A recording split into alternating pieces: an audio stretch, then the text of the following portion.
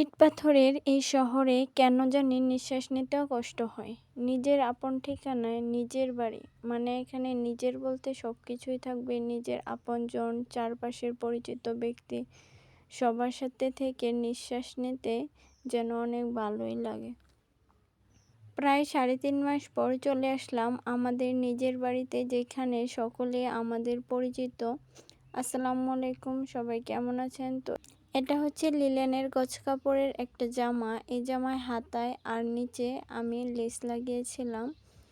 আর এই তো চলে যাচ্ছে আমাদের গ্রামের বাড়িতে। আর আমরা রওনা দিয়েছিলাম ভোর 5টার দিকে। আর বাস থেকে নেমে এখন আমরা সিএনজিতে উঠে গেছি। আর এই তো এখানে আমি বুকরা পরে আছি। তো প্রথমে যখন দেখছেন, তো ওই আরামদায়ক জামাটা আমি পরে নিয়েছিলাম, যেহেতু গরম ছিল। আর গ্রামের রাস্তাঘাট অনেক সুন্দর, চারপাশের পরিবেশটা অনেক সুন্দর। কিছু দূর যাওয়ার পর নদী আছে। আর এখন যেহেতু বৃষ্টির সিজন, তাই চারপাশের নদীগুলোতেও অনেক পানি হয়েছে, দেখতে অনেক সুন্দর লাগে। আর এই তো নদী দিয়ে একটা নৌকা যাইতেছে। নৌকা দিয়ে ঘোরা কিন্তু অনেক ভালো লাগে। আগে দেখা যেত যে আমাদের গ্রামে বিভিন্ন জায়গায় যাওয়ার জন্য নৌকায় ব্যবহার করা হতো, কিন্তু এখন সেতুগুলো হওয়ায় নৌকার চলাচল তেমন বেশি হয় না। আর এটা হচ্ছে শাহী মসজিদ। আর আমরা টুকের বাজার এসে কিছু নাস্তা করে নিয়েছিলাম।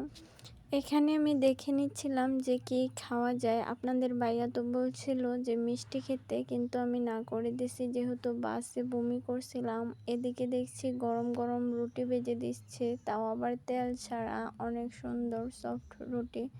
তাই রুটি খাইলাম, দই, আর সাথে ছিল ডাউল ভাজি। আর এই তো টুক থেকে আবার একটা অটো নিয়ে চলে যাচ্ছি বাড়ির কাছেই। আর বাবুর জামাটা পাল্টে নিয়েছিলাম। আর এই তো আমাদের বানা নদীটাও ভরে গেছে পানি দিয়ে, দেখতে অনেক সুন্দর দেখা যাইতেছে। আর আমার গ্রামটা কিন্তু অনেক সুন্দর। সাফওয়ান আবার ওর বাবার কাছে চলে গেছে। ওর বাবার কাছে থাকতে ও বেশি পছন্দ করে। আমি তো এই কথা অনেক ভিডিওতেই বলে থাকি। সাফওয়ান কিন্তু ওর বাবাকে আমার থেকে বেশি ভালোবাসে। আর এইদিকে এই তো আমার গ্রামের রাস্তায় ঢুকে গেছি। রাস্তাটা যদিও মাটির ছিল, বৃষ্টি পড়ে অনেকটাই কাদা জমে গেছিল। এদিকে আপনাদের ভাইয়া আর সাফওয়ান, ওরা দুজন গাড়ি থেকে নেমে গেছে, কিন্তু আমি বসে আছি ব্যাগগুলো ধরে রাখার জন্য। আর এই তো সাফওয়ান আর সাফওয়ানের বাবা। আমরা আসার খবর শুনে বাবা আগেই চলে গেছিল রাস্তার কাছে।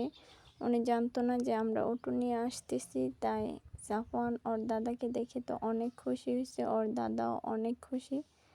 ওর দাদা ওরে নিয়ে পিছন পিছন হেঁটে আসছে। আর আমি আর আপনাদের ভাইয়ার গাড়ি দিয়ে এসে পড়ছি।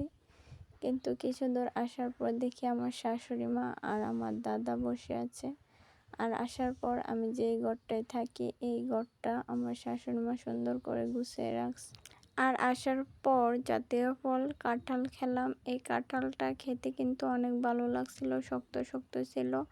আর এদিকে আমার দাদা সাফওয়ানকে নিয়ে গল্প করতেছে।